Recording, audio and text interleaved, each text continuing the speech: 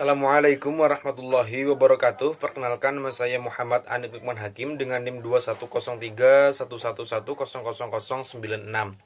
Di sini saya akan menjelaskan sedikit tentang pengaruh kekeringan terhadap pertumbuhan tanaman sebagai tugas untuk memenuhi dari tugas mata kuliah agroklimatologi.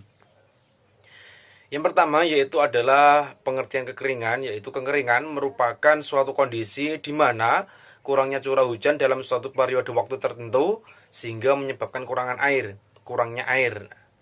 Selain disebabkan kurangnya curah hujan, kekeringan juga disebabkan oleh adanya faktor meteorologi, ada faktor hidrologi, faktor agronomi, faktor prasarana sumber daya air, faktor penegakan hukum, serta faktor ekonomi.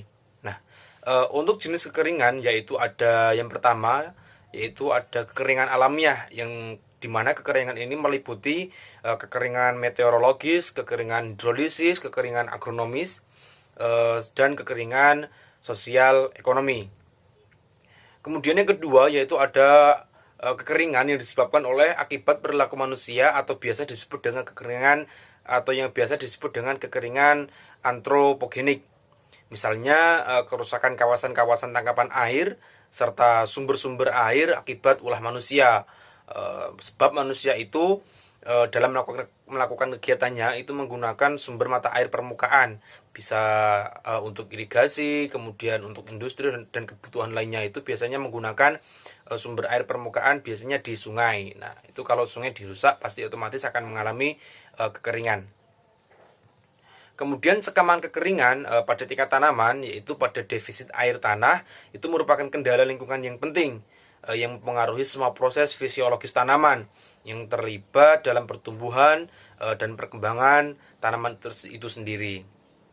Kemudian respon fisiologi, biokimia, dan molekuler terhadap kekeringan. Yang pertama yaitu respon fisiologis. Nah, kekeringan dapat menurunkan fotosintesis yang disebabkan oleh penutupan stomata dan metabolis, yang dimana penutupan stomata ini dapat menurun akibat konsentrasi CO2 seluler. Nah, adaptasi tanaman terhadap kekeringan pada tanaman C4 dan CAM yaitu menggunakan strategi penangkapan CO2 pada kondisi air yang terbatas.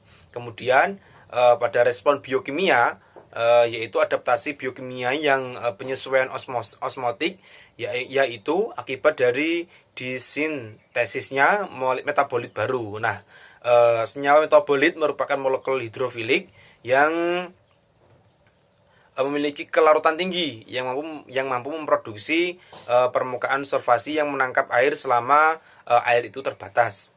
Kemudian ada respon molekuler yang dimana terjadi perubahan dalam proses ekspresi pada tanaman yang kemudian mengalami kekeringan, mulai dari gen yang produknya berperan dalam respons awal. Kemudian respon adaptifnya yaitu yang teramati adalah konsekuensi ekspresi tersebut yang pembungaan awal dan penghambatan pertumbuhan. Sekian dari saya. Wassalamualaikum warahmatullahi wabarakatuh.